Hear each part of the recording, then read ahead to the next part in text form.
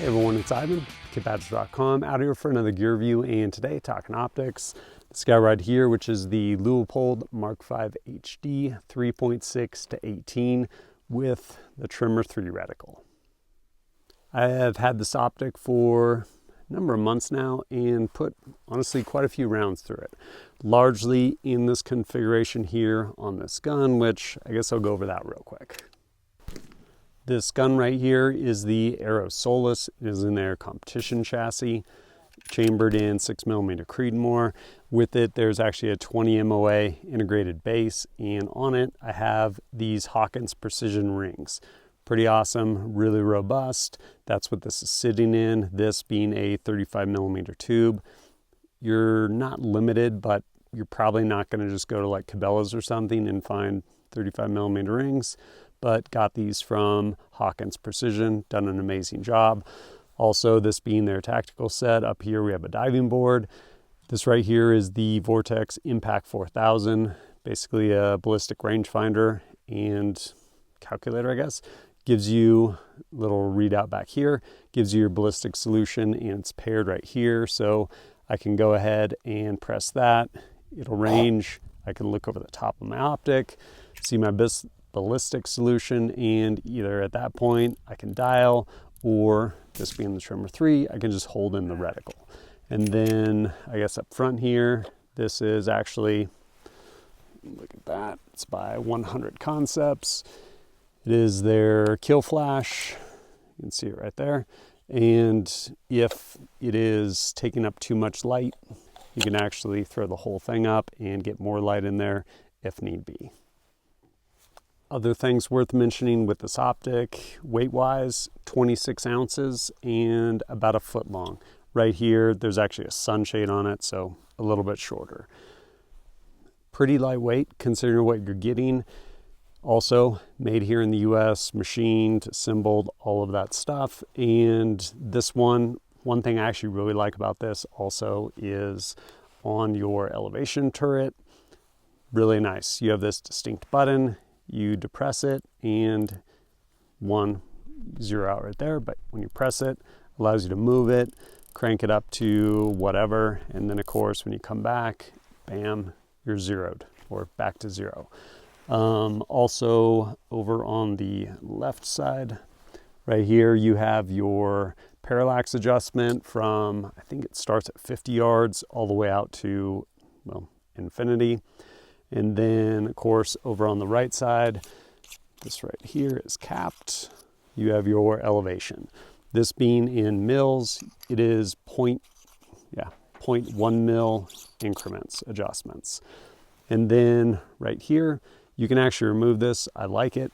This is a little throw lever, moves definitely smooth, and at the same time, I don't know, the right amount of tension. And you can basically move through that entire spectrum from 3.6 all the way up to the top end, which is 18.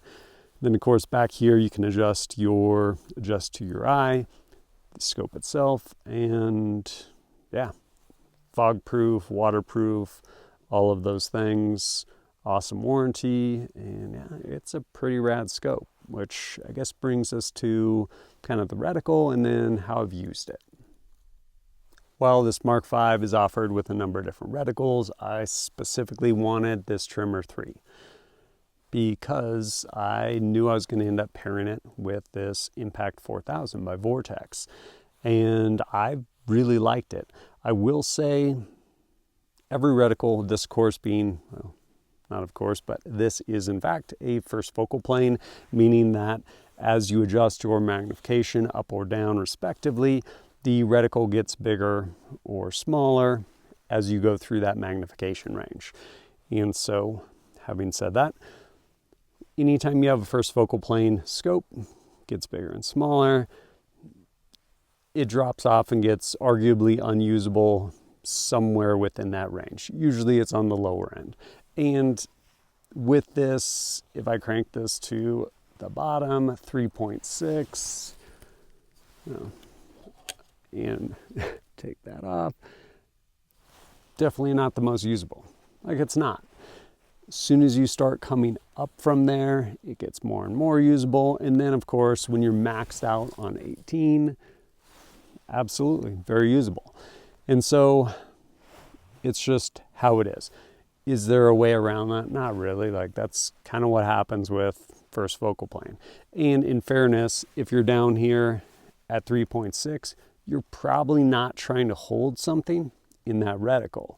Especially with this and 6 Creedmoor, it's pretty much a laser. So if you're at 3.6 and it's anywhere out to, I don't know, 200, 250 yards, like, put the crosshair on it, press the trigger, you're good to go. If it's not, then you have time and opportunity to actually dial that thing up and either hold or start ranging. But I will say, well, I've definitely used this reticle a lot, Tremmor 3. I'm by no means incredibly proficient with it. There's a ton of stuff in there, and honestly, some of the stuff I just frankly don't care for. By way of example, they have different size dots. They are, well, one, wind holds, but they also correspond to different sizes in mils. Do they matter to me? No, they really don't. I mean, honestly, if this was just broken into 1/2 mil increments with that Christmas tree there, it would probably be just as useful for me without a number of those like windage dots out kind of in space. But I do like that the way it is broken, depending on how you're shooting it, you can absolutely do a lot of work with it. And that, I guess, brings me to how have I used this? Well, I pretty much exclusively shot it on this setup. So on this Solus by Aero Precision in 6 Creedmoor with these Hawkins precision rings, and I've used it both with and without this. So I actually had this set up hunting down in southern Idaho. Really awesome setup. Not using this because of Idaho's hunting laws, but yeah, basically had this thing set up and was out there before shooting light, getting set up, and then through shooting light. So basically a half an hour before sunrise and then half an hour after sunrise. Amazing job gathering light with respect to this. And that's one of those places I will say where the wheels fall off, especially on cheaper optics, where, hey, maybe they track, maybe they do all these other things, but in those really low light conditions, do they gather enough light? And this actually does a great job. I will say, of course, on your lower magnifications, you're definitely going to end up gathering more than when you crank it up, but it does an amazing job gathering light. And it did a great job for me hunting. I actually was set up, was glassing, it was evening, and coming towards like the end of shooting light, and a buck walked out. I was like, that is a beautiful buck, is going to fill my freezer. Ranged it. I think I was using some like range finding binos, gave me my ballistic solution, went ahead and dialed. Yes, I can hold, but time and opportunity, personal preference, I definitely like dialing. So went ahead and dialed and broke my shot. One shot, dropped it.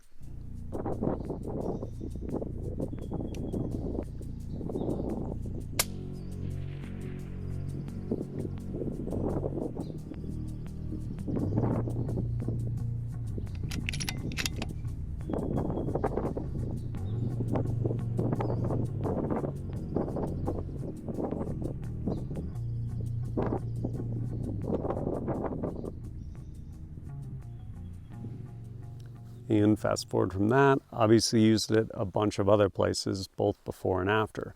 One, actually shooting out at Rock Lake Rifle Range, amazing range facility over in, I guess, northeastern Washington, goes out, I don't know, past 1,000 yards. Did an incredible job for me there. Really fun shooting this setup. And I actually honestly shot it in a competition. I specifically went out because just more than anything, just to prove it to myself. And again, over northeastern Washington, there's a PRS match.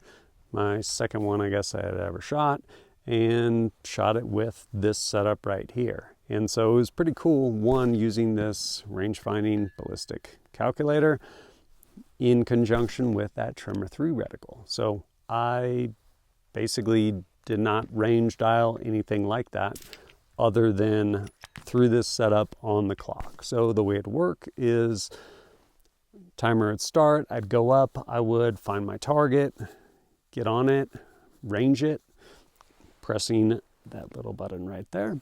And once I ranged it, look up, it would give me a ballistic solution, however many mils. I would go ahead and hold in the reticle, add wind if I felt I needed to, and pretty much shot the entire match like that. Go find my target, range it, hold in the reticle, fire, run the bolt, find the next target. Really cool getting to work through that competition. Is that the best practice in competition environment? There's definitely places that lend itself to that. Like there was one stage where you were essentially shooting, I think 4 different targets, like 3 something, 5 something, 7 something, like 9 something, and multiple hits on those respective targets at those different distances. Actually was really advantageous there because I would just find the target, range it, hold, fire my requisite rounds, move on to the next one. Worked out really well. Other stages, honestly, it's, hey, engage this target, then this target, then this one, and then come back to this. Stuff like that, no, because honestly, I'm only remembering rather, so many holds. So probably would have been better to dial in some of those places, but for nothing else than a proof of concept for myself, I wanted to do it, and I did it, and it worked well. It was really cool. And that reticle, well, at a glance, it can be really busy. Again, it comes down to application and how you're going to use it. If you're going to dial everything, then honestly, the reticle doesn't really matter very much. But if you are going to actually use holds, and furthermore, if you're going to use holds and then make corrections, which did that too, actually fast forward or rewind from right now. A couple days ago, I was actually doing some predator hunting and ranged my target, dialed, good to go. Ended up going somewhere without zeroing it out. I'm like, I'll just hold. So ranged my target, held, fired, saw my impact way high. Fortunately, this thing's actually pretty quiet at 500 and something yards, so coyote did not run off. I ended up dialing back down to what my actual data was. Fired, actually missed, bummer. Still was hanging out like, what is going on? Again, quiet setup at distance, and really clean glass. Was able to spot where that impact was, made a very easy adjustment within that Tremmor through reticle, pressed it, and yeah, that one got him. Really awesome though. You can do tons of work in it. Real quick story with respect to light gathering ability. The next day after filming this review, I was out coyote hunting before dawn. I was actually scanning with a thermal. I'm like, it's moving like a coyote. Was able to get on my glass. This was probably right at like 30 minutes before sunrise, which if you're familiar with big game hunting, shooting light, 30 minutes before sunrise, 30 minutes after sunset. Basically that window of time. Got on the gun, found it, ranged it, dialed that thing up to 18 magnification. Wanted to make sure it was a good shot. 602 yards. Sent it. One shot, done. But to be able to take a shot 30 minutes before sunrise at 18 magnification and have it that clear, incredible light gathering ability. Coming away from it, what are my thoughts overall? Honestly, I really like this optic. It's incredible. Glass is super clean. As I mentioned, that reticle, also really easy to zero, which I should probably mention because some optics are very not easy to zero. This one, super intuitive. You have a couple different Allens. You loosen those. You take the turret off the top. You can also zero out the side turret too, but take the turret off the top, basically add a bunch of elevation, put it back on. This is how I usually do it. And then that way, as you're adjusting, you can go down because again, there's a zero stop, make whatever adjustments you need, loosen it, put it back on, zero it out. And Again, tight in those Allens, you're good to go. At that point, you now have your zero stop, so every time you come back down, distinct, locks in, solid. And you can float your windage ring. Honestly, I don't bother because it's capped, kind of who cares, but you can. 35 millimeter tube, yes, that's what it is. It definitely limits a little bit your rings. Having said that, you're not going to find cheap rings, and this frankly isn't a cheap scope. So anyone that's making 35 millimeter rings, more likely than not, they're actually quality rings, which is a good thing. And yeah, no, thing's been awesome. Great light gathering capability. Really like the exposed turret, makes it really easy to dial. That zero stop is nice. And the range, as I mentioned earlier, that bottom end of 3.6, not terribly useful for me. I would rather probably just have some big, thick stadia lines pointing in from the sides and from the bottom, but it is what it is. Again, probably not breaking too many shots at 3.6 either, and if you are, just hold dead center because it's probably fairly close. Once you start going up, definitely way more usable, and even at the top end, really usable. Sometimes you'll get to the top end of magnification and the lines become honestly way too thick, where you'd actually rather have them thinner. This, I have not ran into that, and I've been really pleased overall. Price-wise, not cheap. Full MSRP is like $2,400. Keep in mind, it's American made. And everyone loves to talk about how they want to buy American and everything like that until it comes time to actually buy it and have a company that makes things here in the States, pays people living wages, all of those things. I get it. It's pretty expensive, so what matters to you? I will say, incredibly rugged and durable, waterproof, shockproof, all of those things, which is definitely nice. And they have a really good warranty, which when you're going to make an investment, it's definitely important. I, as I said, have been really pleased with it. This being my first foray into like kind of Tremmor horse type reticles, I've really liked it. I've used some in the past, first meaningful foray, I guess. And as I mentioned, some of those thicker dots, take it or leave it, they don't really do much for me with respect to ranging, milling, things like that. But I find it definitely clean enough for me to be able to use it how I want to use it. i.e. one, either I'm dialing, at which point it doesn't matter. Now, all those are just really in reference to, should I miss making a follow-up shot, or I'm holding. And being able to have all that is actually really beneficial to include if you're shooting in wind, being able to have those wind holds in there too, definitely pretty important. But yeah, I've been really pleased overall. If it's something you're interested in, there'll be links down below and you can check it out. But as always, thanks for joining us at kitbadger.com. Look forward to seeing you next time.